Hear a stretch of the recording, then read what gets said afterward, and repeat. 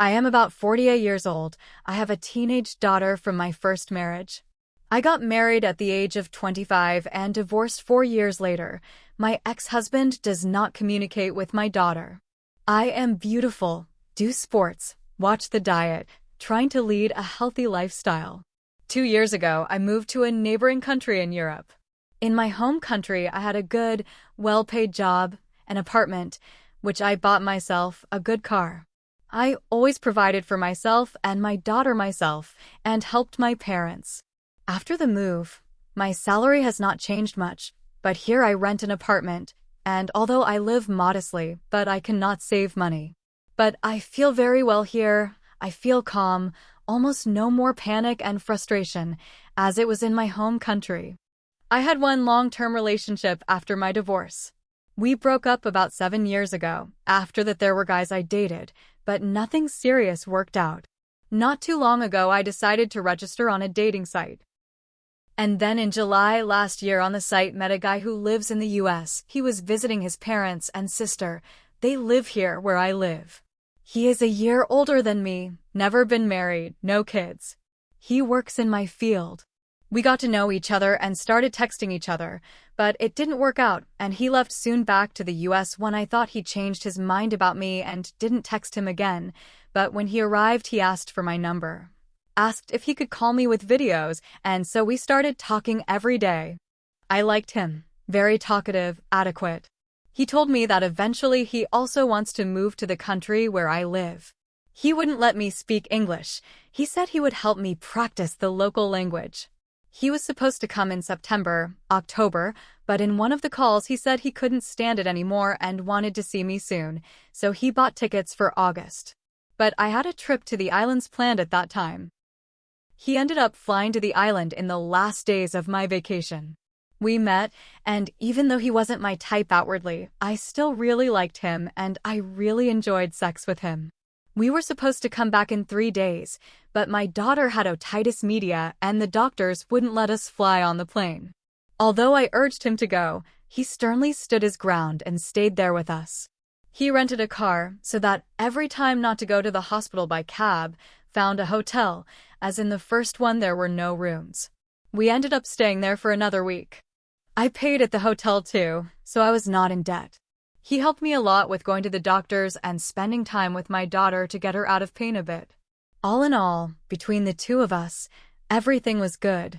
He said that his rent in my city was lost because of the deadlines, but the money was not returned to him, and I once offered to come and stay with me until he left for the US. He was still staying in my city. He's here, everything's fine.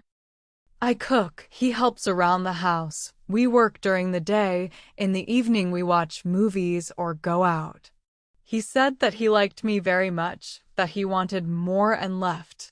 He came back after about a month or so. He works 2 jobs.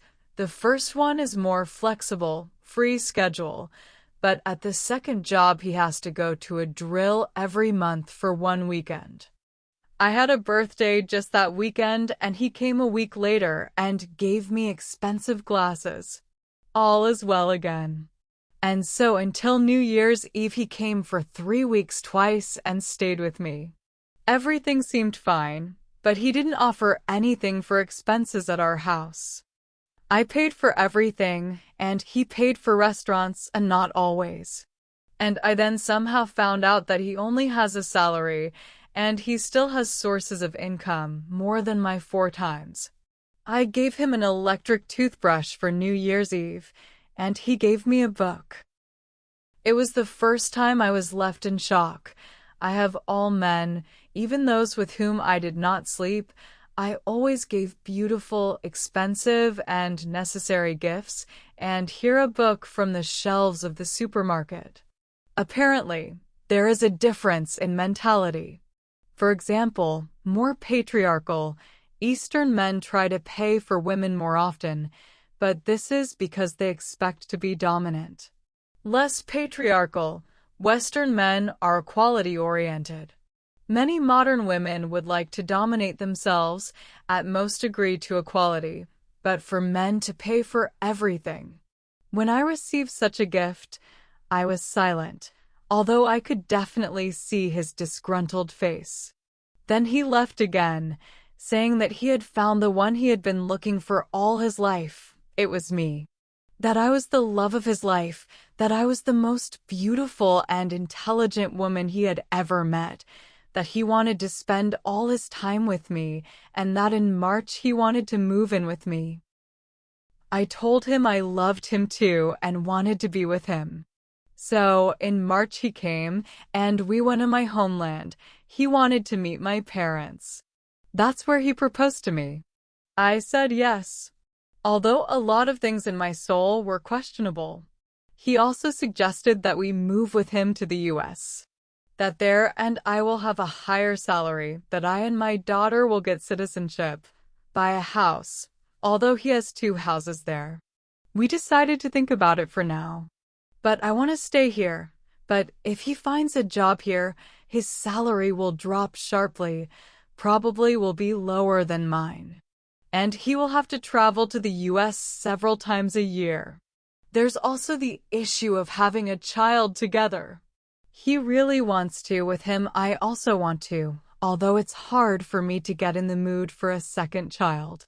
But our finances are still the same. He only paid for restaurants, outings, and groceries. A few weeks ago, I decided to talk to him about budgeting, what he thinks, how he envisions paying for expenses. He said we should count the amount of rent, utilities, food, and divide it between us. And the rest is on our own. I said I didn't think it was fair. He is 7 times my income. And after all, we are planning a family. How does he see me needing something all the time, trying to save money when he can spend on himself without thinking? But directly I did not tell him that a common budget is desirable for me. The only working model in the family, probably in vain, did not say. He offers to live together, but does not want to take the whole family to support. I think it's greed on his part. I know how to live with my daughter, how to spend, where to save money, but if I have another child, I will not work and everything will change. And if we decide to break up one day, I'll be left with nothing. He says he doesn't understand why it's not fair to split in half. Why should he contribute more to the budget? He says he's willing to pay at restaurants at his leisure, but we have to share the budget. And I can't imagine what he's proposing. And I told him that he was suggesting I live as roommates and offered to think about it, since he was leaving in a few days. He can certainly come to the conclusion that if I want to receive not only love, marriage, and participation from him from the beginning, but also material benefits, then I will want to use him even more from now on. And here's another thing that happened.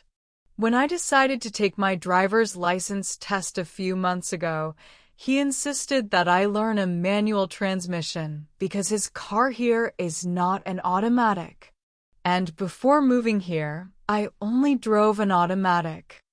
I did as he said, learned to drive a manual, got my license, and I can already drive his car. But he was leaving and left the car to his parents. They needed it very much. Here I want to say that his parents live with their daughter, and they have 2 more cars at home. I was just shocked because it's not that his parents need the car, but that he wanted to let me know that he would not leave his things to me. I felt so bad that I didn't even go to the airport with him.